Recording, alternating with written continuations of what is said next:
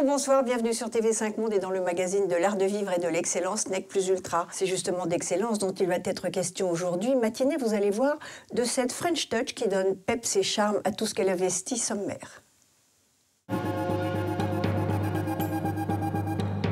Sculpteur ou designer, entre les mains de cet esthète, la frontière est ailleurs. Une fondation ou collection rime avec prospection.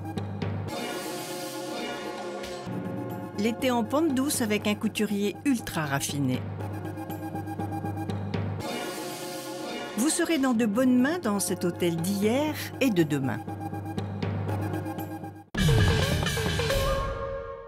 Si vous aimez le grand design, je vous invite à me suivre à Fontainebleau, faire la connaissance d'un monsieur qui a énormément de talent. Très connu de certains collectionneurs, un peu trop discret à mon goût, Eric Schmitt rencontre.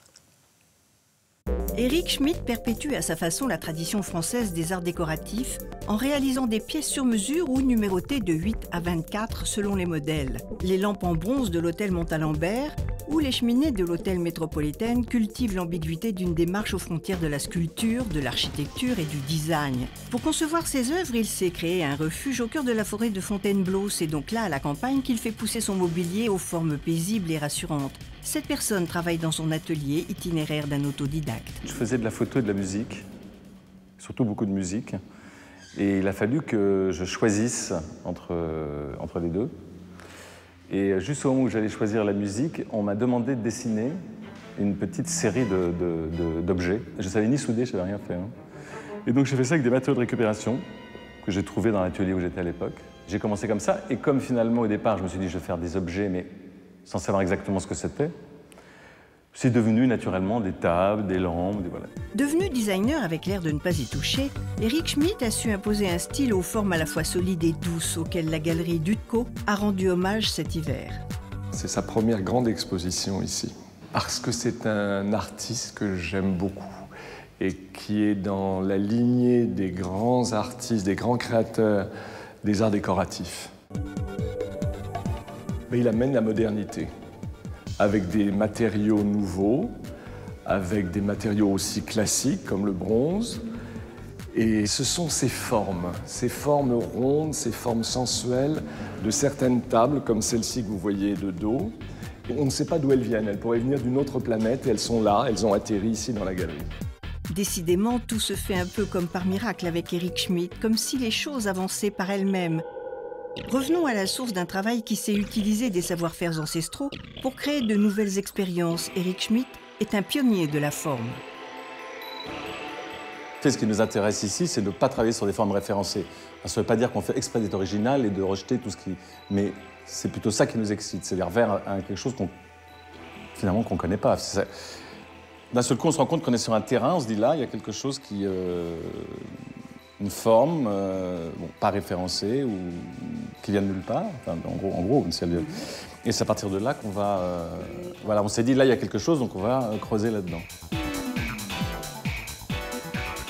C'est dans la ville d'Adjeto, en République tchèque, qu'il s'initie à l'usage du verre soufflé de Bohème. Ce matériau fait désormais partie intégrante de ses prospections formelles. Il fait courir des courbes sur ses photophores un peu à la manière de Chilida, sculpteur dont il se sent très proche. L'antichambre de ses créations n'est pas un disque dur, mais un atelier. On vient ici quand on a des doutes, ou alors quand c'est des choses qui doivent être très grandes et dont les volumes, on est un peu perdu, on ne sait plus. Alors on vient là et on prend des bouts de carton, des bouts de bois, qu'on découpe à l'échelle nature. Et pourquoi cette attirance pour le bronze ? J'aime le bronze tout simplement parce que c'est un matériau qu'on peut couler dans des moules. C'est ça qui m'intéresse, c'est tout simplement ça, aussi bête que ça. Je n'ai rien inventé, les sculpteurs, il y a des siècles que ça existe, des siècles et des siècles. Parce que finalement, on n'a pas réellement de contraintes par rapport à une forme. C'est-à-dire qu'on fait une forme en plâtre, en bois, en n'importe quel matériau, et on sait qu'on va pouvoir la dupliquer dans un matériau qui en plus a sa noblesse, va pouvoir se patiner de manière différente, va pouvoir devenir poli, brun, marron, noir, argenté, vous voyez, ou tout simplement repeint. Donc c'est l'intérêt, c'est le moulage, c'est l'idée d'une pièce qu'on va reproduire. Donc le bronze, tout simplement, et quand j'essaie de faire autre chose, je reviens toujours vers le bronze. Chassé le naturel, il revient au galop. Depuis une quinzaine d'années, il dessine à son nom une importante collection de pièces en bronze pour Christian Liègre. En fait, il faut qu'il y ait moitié-moitié dans cette histoire. Il faut qu'on sente que c'est Eric Schmitt qui l'a dessiné, mais qu'on sente que c'est chez Christian Liège, vous voyez ce que je veux dire? Oui. Donc finalement, je viens un peu prendre de sa personnalité, de son écriture, enfin de son climat, et moi je viens simplement rajouter mon dessin. Des courbes qui donnent à la densité un mouvement, le brut devient doux et la puissance signe l'apaisement. Tout ça est un peu contenu. C'est Pierre Sennenmeyer qui disait très bien ça. Il disait les objets d'Eric Schmitt ont une élégance contenue. C'est dans les yeux des autres que l'on se voit le mieux. On ne peut pas dire que ce sont des meubles design. Je trouve que le mot design est trop galvaudé aujourd'hui. Lui, c'est beaucoup plus classique. Il rentre dans les grands, pour moi, dans les grands créateurs de meubles, de mobilier. Art et artisanat dans sa démarche sont complémentaires. Moi, présidente, je choisirai Eric Schmitt pour ministre de l'Intérieur.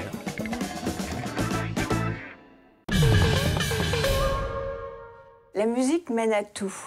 Direction Tel Aviv maintenant, sur les conseils du galeriste français Benoît Sapiro. Nous sommes allés voir ce qui se passait à l'Institut Spiegelman pour la photographie. C'est un lieu unique au monde, visite. Entre Tel Aviv et Paris, il y a un passage secret, rue des Beaux-Arts, dans la galerie Le Minotaure. Le galeriste Benoît Sapiro nous conduit directement là où le 8e art a son temple, l'Institut Spiegelman pour la photographie. Shalom Spiegelman en est le fondateur, lui qui entame une seconde vie autour de la photographie et qui prépare un doctorat à la Goldschmidt Université de Londres. Entrepreneur comblé dans le passé, il est au présent un collectionneur exigeant. C'est tout d'abord un ovni dans le paysage local en Israël. C'est une fondation privée, c'est un homme d'affaires qui a fait une très belle réussite et puis qui a décidé de tout vendre et laisser tout derrière lui, qui a fait une thèse sur Moholy-Nagy et qui a développé cette fondation qui a une vocation de conservation, il y a collection, exposition, il y a un département contemporain. C'est donc un exemple unique en tout cas en Israël dans le domaine qui remplace quelque part un vide institutionnel. C'est vraiment et en qualité et en contenu exceptionnel. Aya Lurie est docteure en histoire de l'art. Elle fait partie de l'équipe très prospective de cet institut. C'est une fondation à but non lucratif qui a pour vocation de promouvoir la recherche et l'enseignement sur certains courants de la photographie. Nous travaillons beaucoup à la promotion et à l'approfondissement de la compréhension et à la manière dont nous concevons et nous posons des questions concernant la photographie.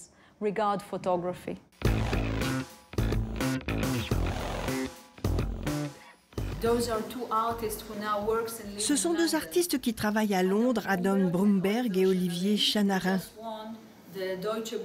Ils viennent de gagner le prix de la Deutsche Bourse pour la photographie.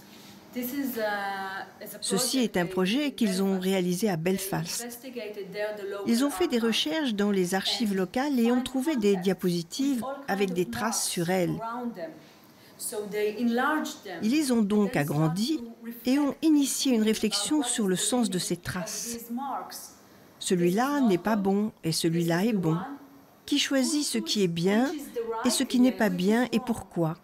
C'est la question centrale concernant la photographie. C'est la question de choisir le bon moment. L'est-il et pour qui ? C'est le Graal de la photographie, saisir ce moment qui contient tous les autres. Mais le bon moment existe-t-il vraiment ?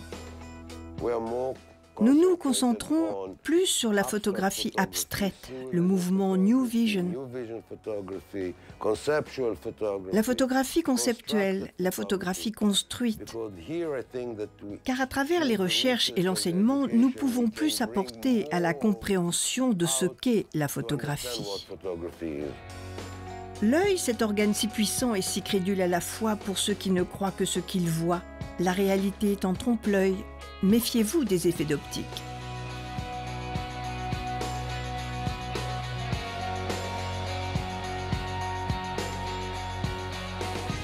C'est la raison pour laquelle c'est vraiment unique au monde, parce qu'il n'y a pas d'aspect photo seulement. Ils ont, dans leur première exposition, remonté un film qui avait été abandonné, impossible que Moholy-Nagy n'avait pas réussi à remonter. Ils l'ont remonté avec un des élèves et avec des élèves et les plans de Moholy-Nagy, conformément à ce qu'il avait voulu. Laszlo Moholy-Nagy est un photographe cinéaste hongrois de l'entre-deux-guerres qui concentre ses réflexions sur les nouveaux moyens d'expression. L'analphabète de demain ne sera pas celui qui ignore l'écriture, mais celui qui ignore la photographie, disait-il. Et l'étoile de mer qui a été montrée pour la première fois depuis plus d'un demi-siècle chez eux à l'entrée de l'exposition sur le nu surréaliste, qui est en elle-même une exposition extraordinaire, mais qui en plus a cette dimension-là qui est quasiment un relief, puisque c'est des images qui bougent, qui sont animées.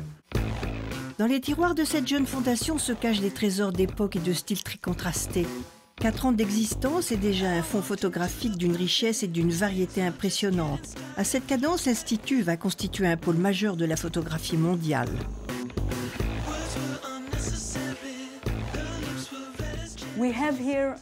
Nous avons ici 900 œuvres et désormais nous nous concentrons sur la recherche autour de ces œuvres car nous ne sommes pas une collection comme les autres. Cette collection fait partie intégrante d'un programme de recherche. Une approche expérimentale de la photographie qui se prolonge encore aujourd'hui dans sa forme contemporaine avec des artistes comme Thomas Ruff par exemple. Le peintre français Jean-Auguste Dominique Ingres écrivait « La photographie c'est mieux qu'un dessin, mais il ne faut pas le dire ». Alors d'abord, ça va des origines de la photo et de la photo moderne. Et il y a juste des trésors et des chefs-d'œuvre qu'il a achetés en 2 ans et demi, je pense, d'existence. Mais ça va de Kertész à Brassai à Blumenfeld ou Man Ray ou Moholy-Nagy. Enfin, il a absolument tout. Et quand je dis il a absolument tout, non seulement il a tout, mais il a les images les plus belles. Il a vraiment fait une sélection, mais très serrée. C'est-à-dire qu'il a vraiment les choses les plus importantes et les plus belles de toutes les époques. Pour constituer une telle collection, Shalom Spielmann a su s'entourer de grands spécialistes comme le fondateur du département photographique du musée de Jérusalem, Nissan Pérez.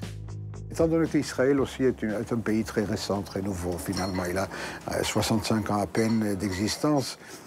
Et on essaie toujours de rénover. Comme on a renouvelé le pays, de rénover aussi les idées, les activités, etc. Ça coule un peu de source de créer une telle institution, surtout dans le domaine de la photographie qui est extrêmement actif et créatif en Israël. Un champ d'expression dont le dynamisme explique la richesse des propositions. Mes objectifs sont, comme je le disais tout à l'heure, que l'Institut soit l'un des plus importants. Au rythme où se constitue la collection et avec des œuvres d'une telle qualité, l'Institut atteindra ses objectifs, il n'y a pas photo.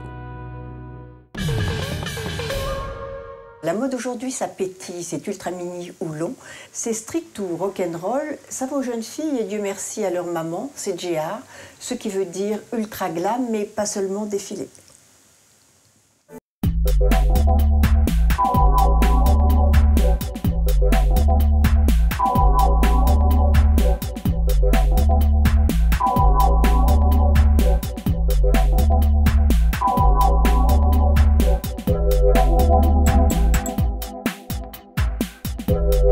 J'étais hyper interpellé par les années 60 où on a commencé à voir toutes ces nouvelles constructions super futuristes et peut-être trop de temps en temps. Et je trouvais très intéressant rétrospectivement de voir sur les années 60 ce mouvement hyper futuriste en architecture mais même en vêtements et qui a commencé à naître et 10 ans après on commence à avoir déjà ces immeubles qui vieillissent et on a ce mouvement qu'on se rappelle le mouvement hippie où ils ont entre guillemets détruit cette espèce de futur et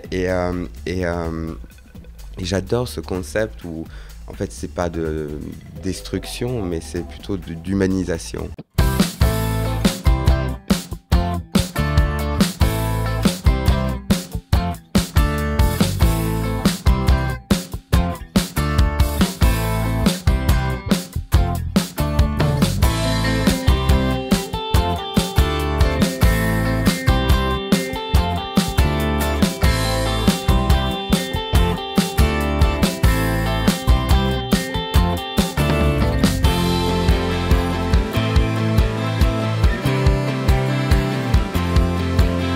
Déjà, c'est l'attitude d'une femme qui donne cette féminité à son allure.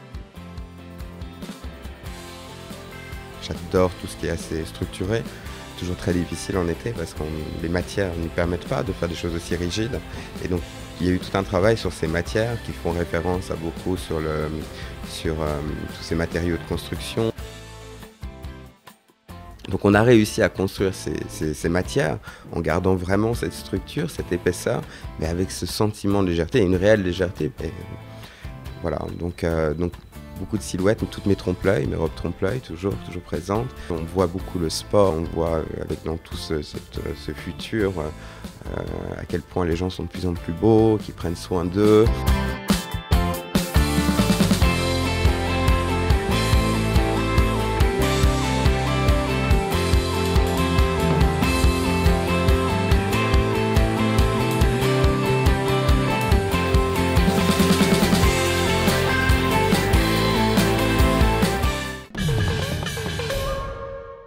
Le Peninsula de Hong Kong vient de fêter ses 85 ans. Nous sommes venus souffler les bougies et chercher la French touch de ce palace mythique. On a trouvé. Surplombant le port Victoria de Hong Kong, le Peninsula allie service 5 étoiles et charme de l'ancien monde. Hélicoptère privé ou Rolls-Royce, l'excellence classique s'accorde à merveille avec le monde contemporain. Quand on respecte le passé, la technologie ne gâche rien. L'hôtel abrite une piscine intérieure de style romain, un spa de plus de 1100 mètres, ainsi que 9 restaurants et bars primés. Le Peninsula est une légende et il a su construire au fil des années une solide réputation. Il sait anticiper l'avenir et se placer à la pointe de l'innovation. Ses 85 ans juste passés, il n'a rien à envier à la technologie des hôtels contemporains et pour cause, il dispose d'un département recherche et développement. Pionnier et leader des innovations technologiques des chambres d'hôtel. Ce n'est pas pour rien qu'il est classé parmi les plus prestigieux hôtels du monde, mais revenons un peu en arrière. L'hôtel a 85 ans d'histoire, il a été ouvert en 1928. Donc ce que nous apportons, je crois que c'est un peu l'aspect européen, le classique du service, un petit peu c'est ce flair, comme disent les Anglais, je ne sais quoi, français. Le service asiatique est un service qui est très humain, ils vont apporter l'aspect humain, ils veulent faire plaisir aux gens et je crois qu'on apporte un petit peu de la finesse qui est autour, on peaufine les détails, même ça parfois ça peut être quelque chose qui est intangible, mais qui est là.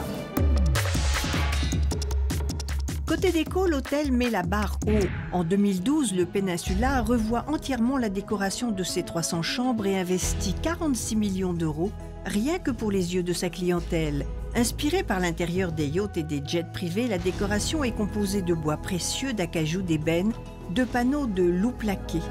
Les palettes des couleurs privilégient le crème, le chocolat et le roux.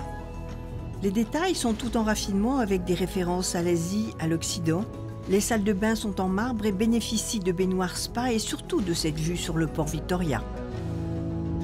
Je pense que le critère de luxe en Chine n'est pas très différent du critère du luxe en Occident. Je pense que c'est tout d'abord la qualité, c'est une authenticité et c'est aussi quelque chose qui est rare.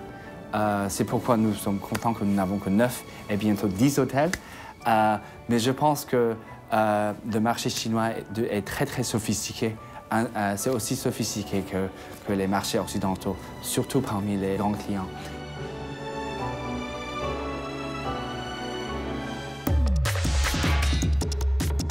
Le groupe Peninsula compte 5612 employés à travers le monde et 900 travaillent dans l'établissement de Hong Kong. Le 1er août de cette année, Paris prolongera cette belle réussite du luxe dans l'hôtellerie. 500 personnes seront embauchées dans ce nouvel hôtel de l'avenue Kléber. Pour moi, dans l'hôtellerie, je pense que le luxe est vraiment un service très personnalisé, très authentique. Et côté spa, on retrouve l'authenticité et un service ultra personnalisé dans un véritable havre de tranquillité. 14 cabines spacieuses de soins et 2 suites privées sont mises au service d'une approche holistique du corps porté par des soins ancestraux, des conditions européennes, asiatiques et ayurvédiques. Un syncrétisme bienvenu dans cette ville portuaire internationale.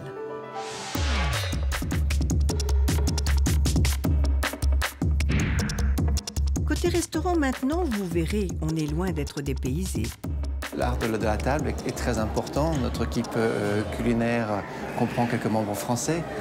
Rémi à la tête du restaurant Gadiz, le restaurant gastronomie français. Ludovic en pâtisserie. À la tête des luxueuses cuisines du restaurant Gadiz, Rémi van der Petegem sublime les grands classiques de la gastronomie française. Ce fils d'ingénieur SNCF file sur les rails de la haute gastronomie et garde le cap malgré la distance. Je cuisine à ma façon, cuisine française, très traditionnelle mais revisitée un petit peu avec les techniques d'aujourd'hui pour apporter un petit peu plus de légèreté et de créativité au niveau des techniques de cuisson, mais aussi au niveau du visuel. Voilà, moi c'est vraiment du 100% français. L'avantage ici à Hong Kong, on a 3 livraisons par semaine de Rungis. Donc j'ai des produits frais, j'ai les plus beaux produits français.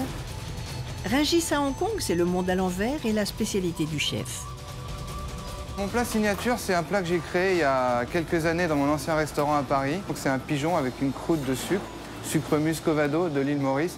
C'est pas très français, je vous l'accorde, mais c'est une belle balance entre le goût du sucre et la puissance un petit peu du pigeon. Le pigeon voyage très bien, paraît-il, mais passons au dessert avec le chef pâtissier Ludovic Douteau. Il est entré en 2010 au Péninsula à l'âge de 31 ans. Il supervise une équipe de 19 personnes et fournit les 9 restaurants de l'hôtel. Chaque jour est un nouveau défi. On parle de 85 ans d'histoire, avec une clientèle aussi qui est très renommée, qui demande aussi beaucoup de choses spéciales. Et en l'occurrence, on a quand même cette chance de pouvoir créer des choses sur mesure. Et ça, c'est vrai que c'est quelque chose pour nous qui est quelque chose d'extraordinaire. D'avoir des demandes parfois vraiment folles. Lorsque les clients nous demandent de créer des sacs, de faire des gâteaux. C'est vrai que parfois, c'est pas simplement le fait de faire une forêt noire, mais c'est vraiment de faire quelque chose qui soit sur mesure pour le client, pour ses goûts, pour ses choix, pour ses couleurs. Déjà que les goûts et les couleurs ne se discutent pas, alors quand en plus le client est roi. On a eu cette chance quand même, il y a 2 ans, de créer une chocolaterie. Donc j'ai un super chef chocolatier belge qui s'appelle Marijn Quergens, qui s'occupe donc entièrement de toute la partie chocolat pour tout l'hôtel. Comme vous pouvez voir, il y a plein de pièces qui sont disposées ici dans le laboratoire. Puis c'est également des clients un petit peu spéciaux qui viennent aussi à l'hôtel pour leur faire aussi plaisir. Donc on fait aussi du sur-mesure. Du sur-mesure à tous les étages, une technologie ultra sophistiquée et ce service glissant sur la pointe des pieds. L'ancien monde se fond dans le présent avec tranquillité. Le design de ce restaurant est signé Philippe Starck au passage, à la fois d'hier et de demain. Aussi bien asiatique qu'européen, quand on entre dans ces murs, on part très loin. Accoudé à la mer de Chine, le Péninsula regarde passer les siècles et les navires avec la sérénité des puissants. Demain, en 2047, les 1165 km de Hong Kong deviendront province chinoise. Abritée par ses hauts vents verts, le Péninsula en a vu d'autres.